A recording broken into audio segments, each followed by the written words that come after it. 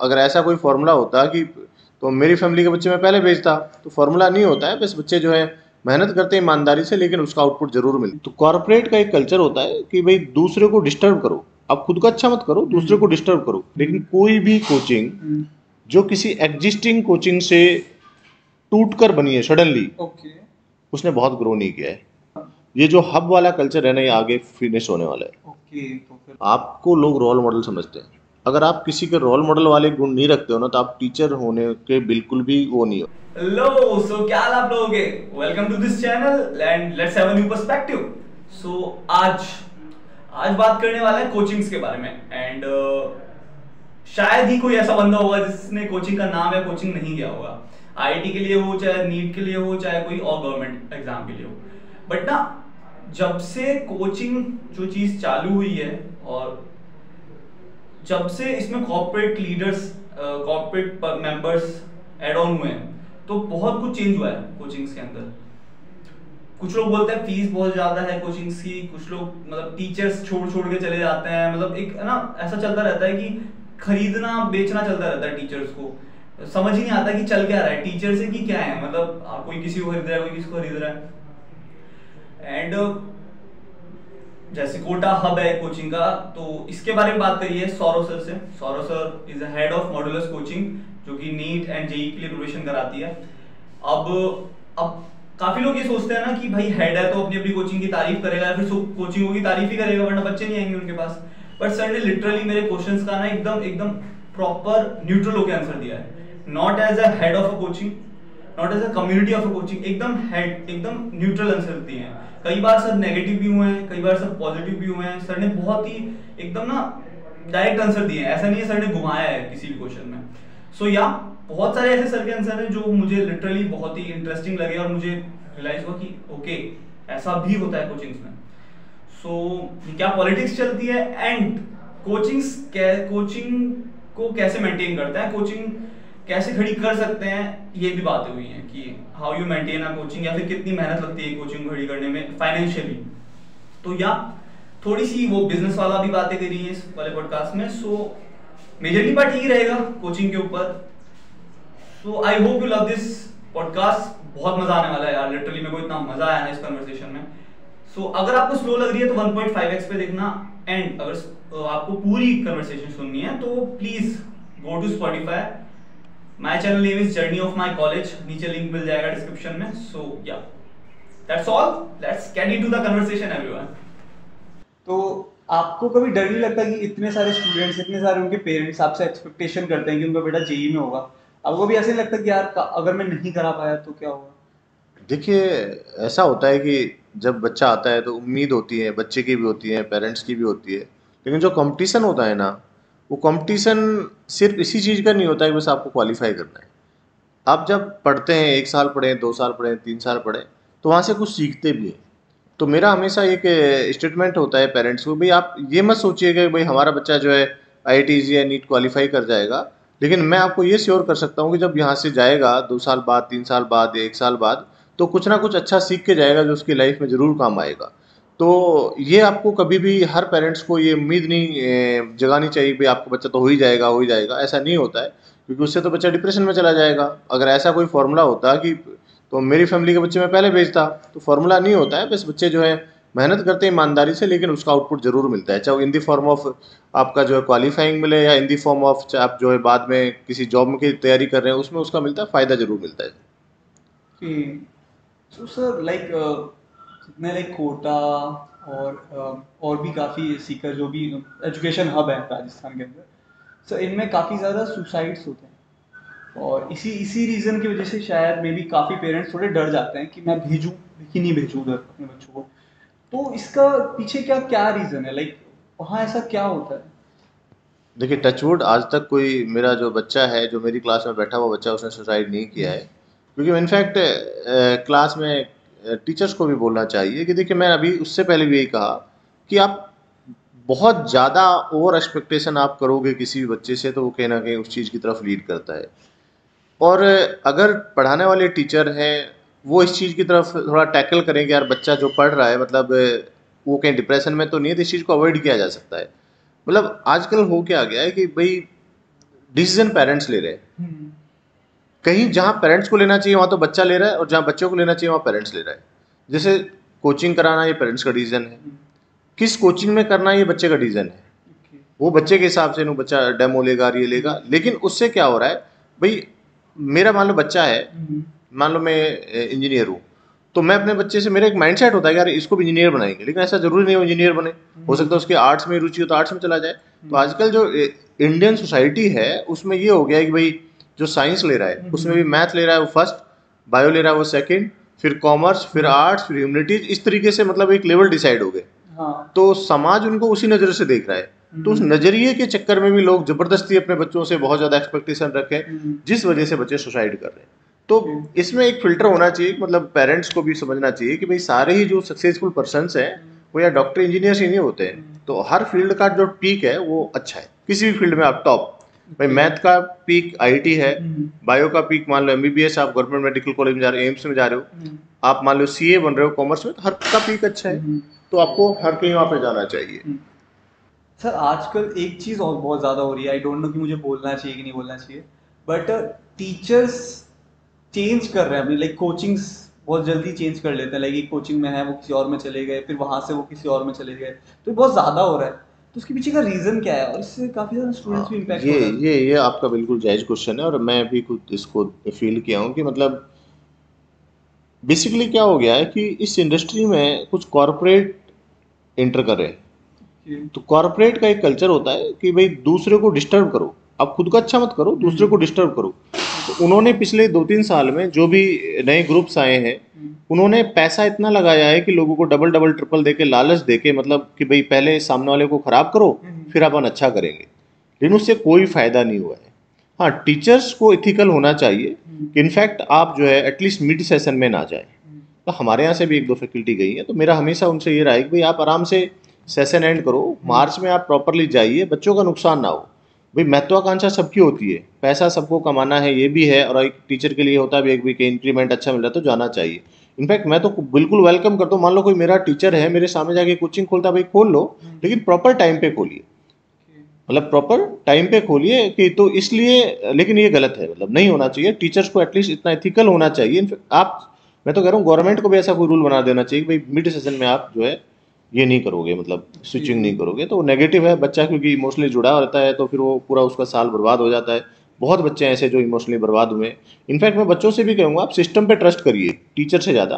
भाई बहुत बड़ा मेजर चेंज हो गया, मान लो 50 टीचर चले गए, मैं मान सकता हूँ कि भाई आप जा सकते, लेकिन 1-2 टीचर चला जाए तो सिस्टम इतना कैपेबल होता है कि उसको जो वापस से रिटेन कर लेता है। एक और बात है जो मैंने ऑब्जर्व की है, मेरे को 13 साल हो गए टीचिंग में, मतलब हो सकता है कोई एक एक्सेप्शन हो, लेकिन कोई भी कोचिंग जो किसी एग्जिस्टिंग कोचिंग से टूट कर बनी है सडनली, ओके, उसने बहुत ग्रो नहीं किया है।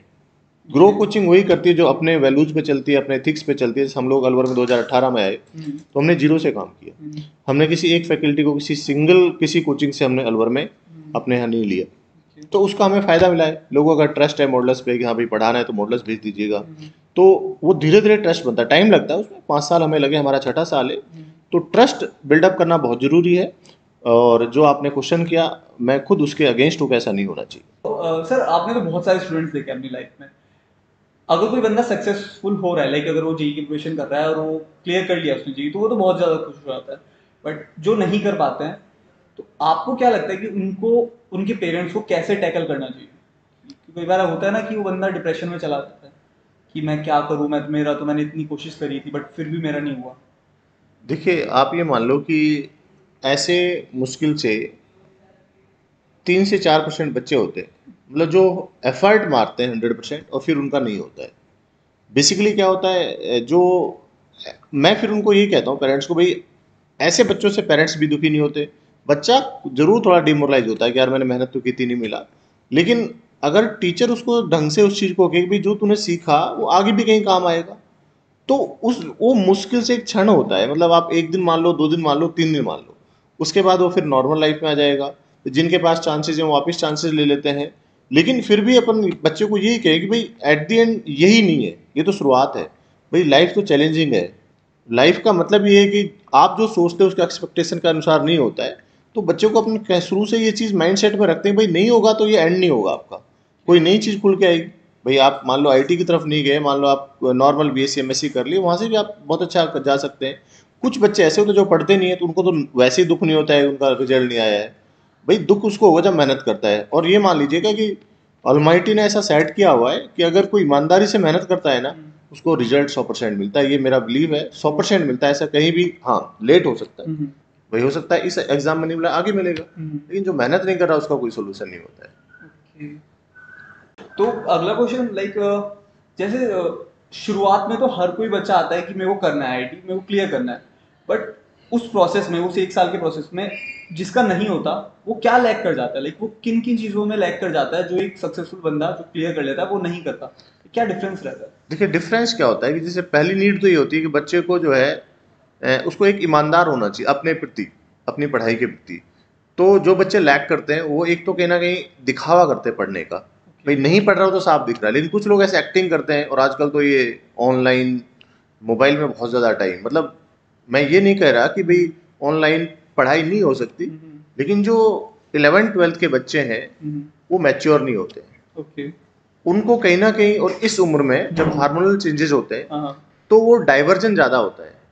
तो एक जो बड़ा चैलेंज है आज की डेट में ये है कि जो अपन मोबाइल यूज़ कर रहे हैं उस मोबाइल का नेगेटिव यूज़ कैसे रोका जाए। और होता भी है यार, हम लोग जो है 30+ में है, उसके बावजूद हम लोग जो है 3-4 घंटा मोबाइल पे अपन जो है खराब कर देते हैं बिना कुछ के, फेसबुक सर्फिंग कर रहे हैं या यूट्यूब, मतलब जो भी देख रहे हैं XYZ। तो बच्चा भी ये करता है।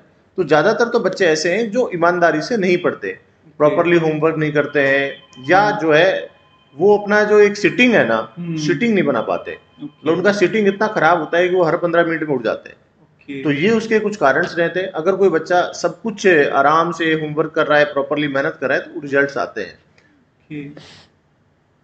सर आपने तो काफी सारे केसेस देखे होंगे लाइक स्टूडेंट्स, कोई एक ऐसा इंस्पायरिंग स्टोरी आप किसी स्टूडेंट्स की बताना चाहोगे कि वो शुरुआत में बिल्कुल लाइक नॉर्मल एकदम बहुत ही बॉटम लाइन वाला स्टूडेंट था बट उसने बहुत अच्छा सक्सीड किया जेई में, तो कोई एक स्टोरी? देखिए ऐसे काफ़ी बच्चे होते हैं, मतलब जो मेहनत से आईआईटी या एनआईटी क्वालिफाई कर जाते हैं। तो अगर अपन देखें तो अभी लास्ट ईयर ही हमारे यहाँ एक बच्चा था हेतराम। तो वो हेतराम बिल्कुल मतलब बहुत ही गरीब फैमिली से आता है, और अपने यहाँ आया, जब अक्टूबर का राउंड आया तो बहुत पॉजिटिव थॉट के साथ आया। उसने, आप ये देखिए अब इसको एनआईटी मिल जा रहा है, मतलब बहुत आप ये देखो उसके घर पे कुछ मतलब कुछ भी नहीं है, मतलब ना घर ढंग का है, ना फैमिली में कोई पढ़ा लिखा है। उसके बावजूद वो अभी इस साल की बात बता रहा हूँ एनआईटी क्वालिफाई कर जाएगा। तो ऐसे बच्चे हर साल आते हैं, और हम लोग जो है मॉडलर्स उनकी हेल्प भी करता है, चाहे फाइनेंशियली हो चाहे वैसे मोरल सपोर्ट हो।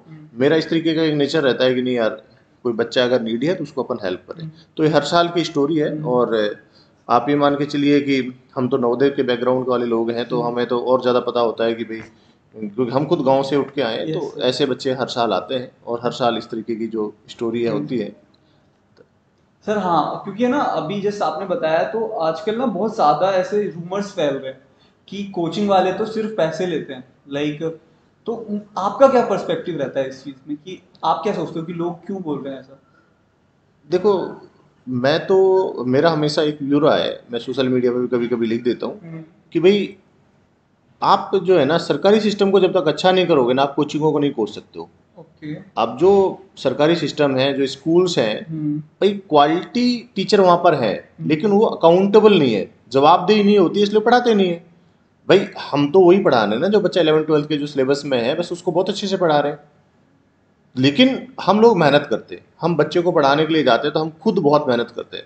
उन लोगों के, क्योंकि हमारी जवाबदेही है ना, प्राइवेट है हम लोग, तो पेरेंट्स आके पूछते हैं भाई हमने फीस भरी है, बच्चा क्या कर रहा है क्या नहीं कर रहा, हम जवाब देते हैं। गवर्नमेंट सिस्टम में उनको जवाब नहीं देना होता है, तो कुछ भी नहीं पढ़ाते। थोड़ा बहुत पढ़ाते हैं, पर लेकिन उस तरीके के उस लेवल का नहीं पढ़ाते कि जो लेवल मीट आउट होना चाहिए। तो बात यह है कि भाई जो चीज़ थोड़ी हाईलाइट होती है ना, उस पर एक ब्लेमिंग होती है, कोचिंग लूट रहे हैं। मतलब मैं इस सबसे बिल्कुल भी इत्तेफाक नहीं रखता हूँ कि कोचिंग लूट रहे हैं। भाई किसी के घर तो जा नहीं रहा कोई कोचिंग वाला बुलाने वाला। हाँ, अब जो सक्सेस नहीं हो रहा उसको ऐसा लग रहा है कि लूट रहे। भाई ये तो मैं पहले से कह रहा हूँ, आप अपने बच्चे का टैलेंट देखें, अगर बच्चे उस लायक ही नहीं है कि वो आईआईटी एनआईटी या नीट क्वालिफाई करे, तो आप क्यों जा रहे हो किसी कोचिंग में? आप सिंपल स्कूलिंग करा लो। तो कोचिंग लूटने वाला कोई सिस्टम नहीं है। हाँ फीस है थोड़ी ज़्यादा है, क्योंकि लेकिन अपन मैं 2003 में नहीं 2005 में मैंने कोचिंग की है, 5-6 में। उस समय मेरी फीस करीब 50,000 रुपये थी। ओके। आज 2023 में अगर कोई 70-80 थाउजेंड फीस ले रहे तो इसको लूटना नहीं कह सकते। तो ये 20 साल का टाइमर हो गया, और आप 20 साल में देखिए सब चीज़ें बहुत बढ़ गई है, और स्कूल भी उतने फीस ले रहे हैं। अब बड़े बड़े स्कूल देखिए, मतलब मैं नाम नहीं लेना चाहूँगा, लेकिन स्कूलों की फीस 4-4, 5-5 लाख रुपए साल है उनको, लेकिन कोई लूटना नहीं बोलता है क्योंकि वो नाम के सामने स्कूल लगा हुआ है। अरे हम लोगों को तो यार आप देखो, कोचिंग वाले 18% जीएसटी देते हैं। भाई 18% जीएसटी सर्विस दे रहे हैं, हम लोग समाज को सुधारने का काम कर रहे हैं, तो उसको भी सरकार को सोचना चाहिए। तो ये तो जबरदस्ती की एक रूमर है, इसमें कहीं भी कोई सच्चाई नहीं है। So like just for example, Rajasthan में पहले कोटा एजुकेशन हब बना, फिर सीकर, तो अब क्या अगला नंबर अलवर का है? अब देखिए ये जो हब वाला वर्ड है ना, ये अब मुझे नहीं लगता कि आने वाले समय में ये हब वर्ड कहीं यूज होने लायक बचेगा। ओके। क्योंकि हर लोकल शहर जो है ना, मतलब जो डिस्ट्रिक्ट लेवल पे आप एक अच्छी कोचिंग मान लोगे कि भाई ये अच्छी कोचिंग है, और वो जो नेशनल ब्रांड है उनको बीट कर रहा है। ओके। तो आने वाला जो समय है ना, ऐसे ही रहेगा कि डिसेंट्रलाइजेशन होगा। चाहे वो किसी भी बड़े शहर का आप हब जो नाम ले लो, चाहे कोटा हो, चाहे वो कानपुर हो, सीकर हो, दिल्ली हो, विजयवाड़ा हो, जो भी हो। क्योंकि अब आप देखिए, मान लो हम अलवर में हैं, हम भाई मैं खुद ओनर हूँ, तो हम यहाँ पे कोचिंग चला रहे हैं, अच्छा चला रहे हैं, सबसे डायरेक्ट लिंक है बच्चों से, पेरेंट्स से। लेकिन कॉरपोरेट जो कल्चर है ना, वो कहीं ना कहीं नेगेटिव है। आप सीकर में जाइए, जो वहाँ के लोकल है, जैसे मैट्रिक्स है, उन्होंने बहुत अच्छा किया है। किसी भी जगह जाइए आप, मुरादाबाद में लो, स्कॉलर्स डैन है, मतलब छोटी छोटी जगह पे हर एक कोचिंग जो वहाँ का खुद ओनर है वो चला रहा है। तो मुझे ऐसा लगता है कि आने वाले समय में ये चीज़ें ही डेवलप होंगी। हाँ, हर शहर डेवलप होगा, वहाँ पे जो उनका खुद का एक सिस्टम होगा, आईआईटी जेईई का या नीट का या किसी भी कंपटीशन का। ये जो हब वाला कल्चर है ना, ये आगे फिनिश होने वाला है। ओके, तो फिर लाइक बच्चे सब हॉस्टल में नहीं रहने वाले हैं, बाहर मतलब घर से नहीं, भी कर सकते हॉस्टल्स, हाँ, लोग। मतलब हॉस्टल्स रहते हैं भाई, ग्रामीण प्रदेश है, जैसे अलवर में बच्चे हॉस्टल्स में रहते हैं, लेकिन ज़्यादातर बच्चे जो हैं, लेकिन अपने घर से अप डाउन कर लेते हैं, आ चले जाते हैं। इनफैक्ट अब हमें क्या फ़ायदा, हमारे पास जो बच्चा है मैक्सिमम जो है 100 किलोमीटर के कैचमेंट का होगा, तो बच्चा पेरेंट्स 100 किलोमीटर कभी भी आ सकता है। अरे बच्चा बीमार हो गया, आप 2 घंटे में पहुंच जाइए।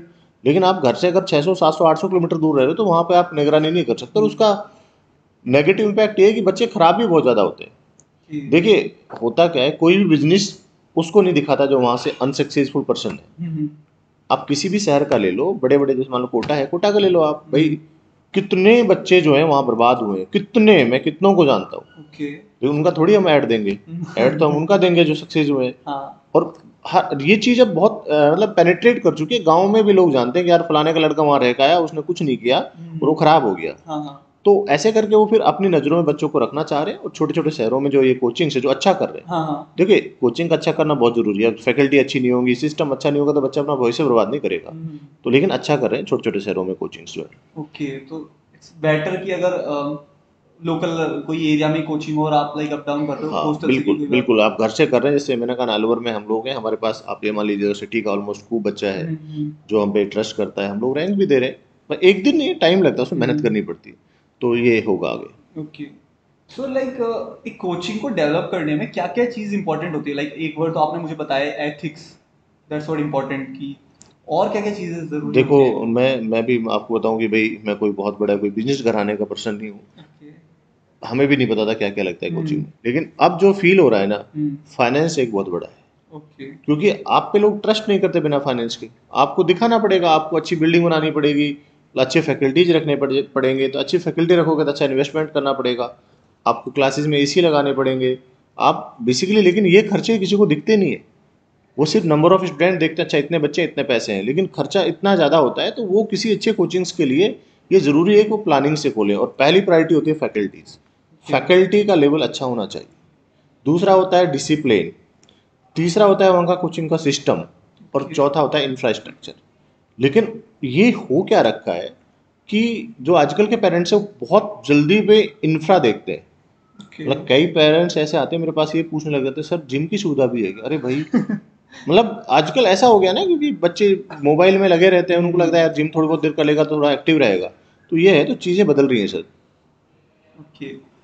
सो सर, मैंने कुछ रिकॉर्ड देखा था छोटा सा, तो मुझे उसमें पता चला कि लाइक 2018 में 10.5 लाख समथिंग वो थे प्रिपरेशन के लिए बच्चों ने अकाउंट किया था जी फॉर जी। बट उसके बाद 2019 में 9 लाख हो गए, उसके बाद 2022 में 8 लाख 50,000 समथिंग तो ये ग्राफ नीचे क्यों जा रहा है लाइक? नहीं देखो, ग्राफ इसलिए नीचे गया कि जो मेडिकल कॉलेजेस, सॉरी, जो इंजीनियरिंग कॉलेजेस जो थे प्राइवेट, उनका बहुत बुरा हाल हुआ। ओके। तो लोगों का एक इंजीनियरिंग से भरोसा उठ गया। प्राइवेट जो एक एक बूम आया था 2010 के अराउंड, उस समय खूब सारे कॉलेजेस खुले, तो वो 2020 तक आते आते वो थोड़े, उनका मतलब लगभग स्लो डाउन हो गया उनमें इनपुट जो है इनटेक, तो उसका असर पड़ा। ओके। और दूसरा जो है ना, एक 75% वाला जो क्राइटेरिया है, वो भी बड़ा क्राइटेरिया। पहले ये नहीं होता था भाई, 75% जब आएगा बोर्ड में आप तभी अपियर कर पाओगे, तो कई बच्चे जो नहीं कर पाते हैं। लेकिन अब जो है नंबर बढ़ा है इस साल। वो क्यों बढ़ा है? क्योंकि एक तो जो आर्मी वाले जो बच्चे, तो मैथ वाले बच्चे आर्मी में जाते थे, हाँ। तो आर्मी का जो ये इन्होंने जो नया अध्यादेश लाए हैं, जो भी है वो, हाँ, तो उसको कौन सा जो उन्होंने लिया है, तो उसके जो है इम्पैक्ट ये है कि बच्चा जो है इंजीनियरिंग की तरफ वापस आ रहा है।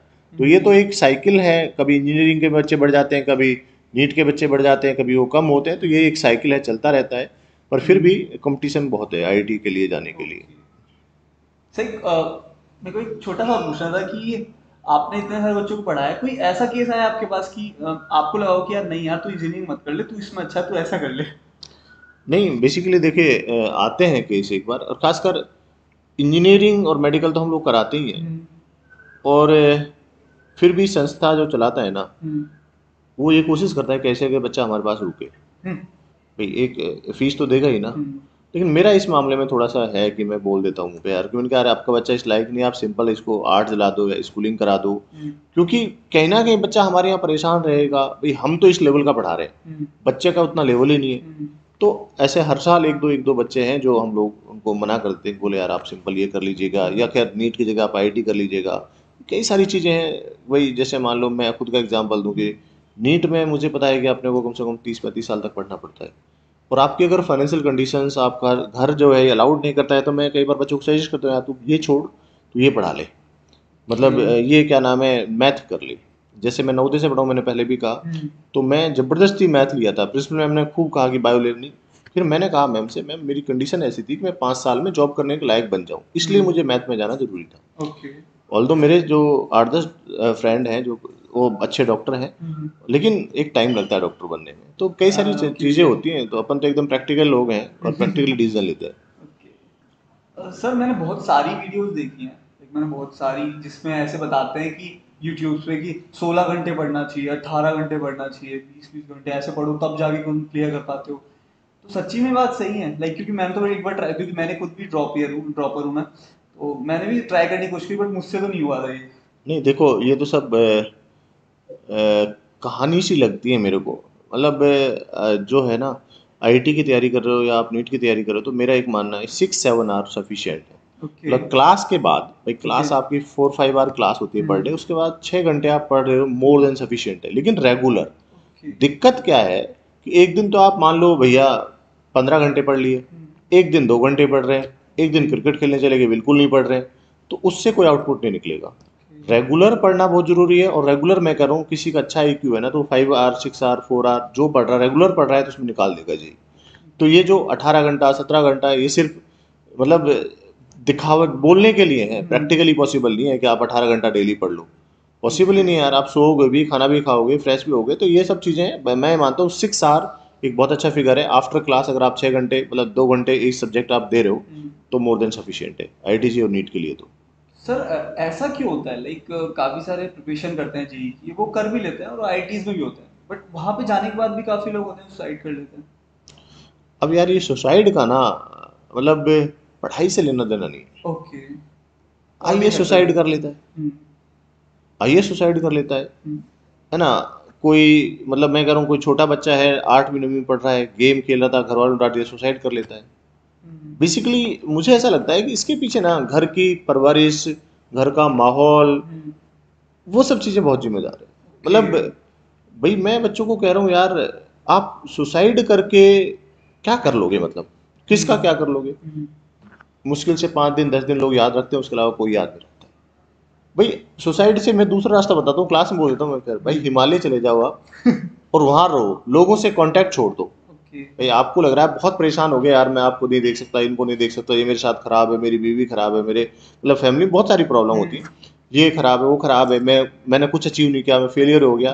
तो उसका दूसरा रास्ता है कि भाई आप यहाँ से लोगों को कांटेक्ट छोड़ो और आप हिमालय चले जाओ, 10-5 साल वहाँ रहो, आप वापस ठीक हो जाओगे। लेकिन आप सुसाइड कर ली उसके बाद तो दोबारा भाई टाइम ही नहीं है, फिर क्या है, क्या बचा। और देखो, जो भी भगवान है, ईश्वर है, अल्लाह है, जिसने भी क्रिएशन किया है, उसने अपने को जीने के लिए भेजा है। मतलब तो अपने को पूरा लाइफ जीना चाहिए जो जैसा है। तो ये बिल्कुल भी इसमें जो है सुसाइड, यार मैं इसे खूब कई बार जब कभी भी देखता हूँ तो मेरे को बहुत ख़राब सा लगता है कि क्यों इन्होंने किया। इसको इससे अच्छा तो इनको कॉन्टैक्ट छोड़ के दूसरे देश चले जाते हैं यार, दूसरी जगह चले जाओ, वो भी सुसाइड ही है। भाई सुसाइड आप क्यों करना चाह रहे हो, आप लोगों को फेस नहीं करना चाह रहे, तो आप अपना इन्वायरमेंट बदल दो ना, सराउंडिंग बदल दो। सराउंडिंग बदलते ही आपका जो है थॉट बदल जाएंगे, आप आराम से जी सकते हो, क्या दिक्कत है। तो मेरा ये मानना है, तो इसमें परवरिश का बहुत रोल है, उसका पढ़ाई का रोल नहीं है। Sir what are the qualities जो एक टीचर में होनी चाहिए? लाइक पढ़ाना तो ऑब्वियसली लाइक की नॉलेज तो होनी चाहिए, ऑब्वियसली होनी चाहिए, बट उसके अलावा क्या क्वालिटीज होनी चाहिए एक अच्छे टीचर में? देखिए, पढ़ाने के साथ साथ एक टीचर जो है ना, एक तो उसका इंटरेस्ट होना चाहिए सब्जेक्ट में, ओके।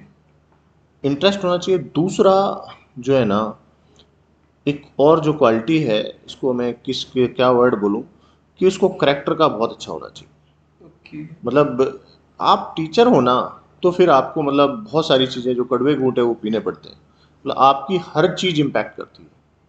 आप क्या खाते हो, क्या पहनते हो, क्या बोलते हो, आपको लोग रोल मॉडल समझते हैं।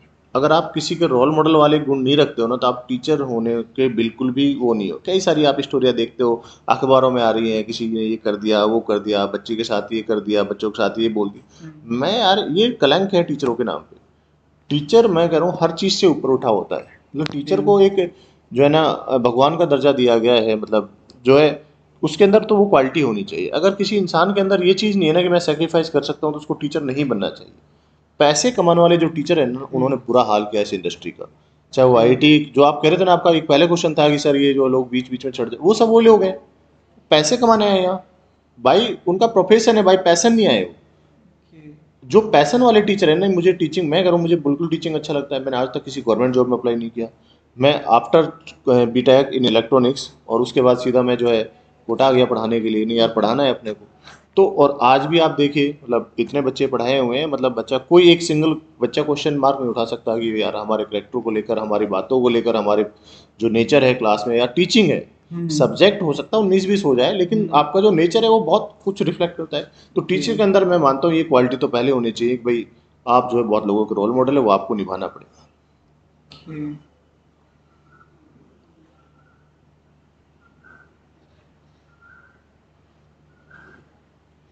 सर अभी जैसे रिसेंटली जस्ट अभी जेई एडवांस का रिजल्ट आ चुका है, और अब लाइक लोग स्टूडेंट्स जितने भी हैं वो कॉलेज ढूंढना चालू कर चुके हैं।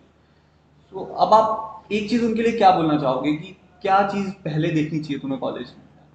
लाइक प्लेसमेंट तो सब देखना ही चाहिए, उसके अलावा भी। यार ये भी अलग अलग लोगों की अलग अलग राय होती है। ओके। तो मेरी इसमें तो ये राय है कि देखिए, आपकी क्या रैंक है, दो चीज़ें हैं, ब्रांच और कॉलेज। भी अच्छा कॉलेज कई बार बेकार ब्रांच लेनी पड़ जाती है, और जो नए कॉलेजेस हैं उनमें अच्छी ब्रांच मिल जाती है। तो मेरा एक मानना है कि जो आप, जो इंजीनियर जो सोसाइटी है, वो नॉलेज से ज़्यादा कहीं ना आपका टेम्परामेंट, आपका जो नेचर है, आपका जो एप्टीट्यूड है, ये सब चीज़ें, मतलब डिसीजन मेकिंग है, ये सब चीज़ें चेक करती है।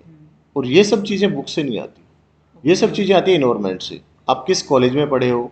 तो मैं हमेशा बच्चों को ये बोलता हूँ, आपको कॉलेज को प्रायोरिटी पर रखना चाहिए। बस जहाँ जिस कॉलेज की रैंकिंग ऊपर आती है, उसको अपने को ऊपर भरना चाहिए। क्योंकि भाई वहाँ जो बच्चे मिलेंगे ना, वो अच्छे लेवल के मिलेंगे। उनके साथ आप इंटरेक्ट करोगे, आपकी ब्रांच कुछ भी है, मान लो आपकी मेटलर्जी, किसी की सीएस है, लेकिन आप आपस में जब इंटरेक्शन करोगे तो एक माइंड के जो थॉट है वो चेंज होती है, उससे आपके अंदर एनर्जी आती है।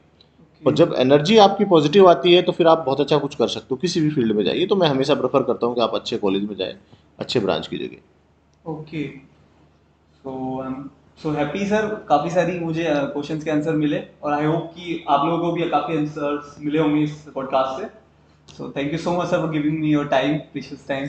थैंक यू अवधेश, और बहुत अच्छा लगा। आप मेरे जूनियर भी हैं नवोदय से, यस और सर। आप सब लोग ये छोटे छोटे से जो काम हैं करते रहते हैं। देखिए, लास्ट में मैं ये बोलना चाहूँगा कि इस देश को, इस ये जो संस्था है नवोदय विद्यालय, इससे बहुत उम्मीद है। और मुझे खुद को ये बिलीफ है कि ये हम जो वहाँ से पढ़े हुए लोग हैं आने वाले समय में इस देश को एक पॉजिटिव दिशा देंगे, पॉजिटिव एनर्जी देंगे। और बहुत बहुत धन्यवाद, आप यहाँ आए। Thank you. Thank you so much.